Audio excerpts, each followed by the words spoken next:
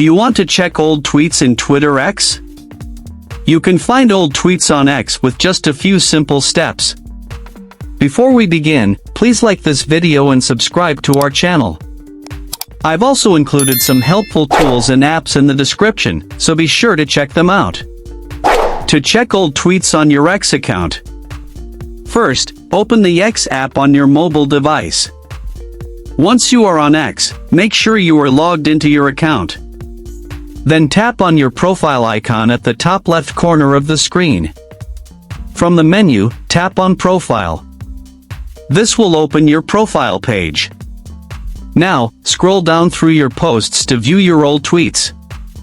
You can keep scrolling to load more of your past tweets. To find a specific old tweet faster, tap on the search icon. In the search bar, type your keywords from the tweet.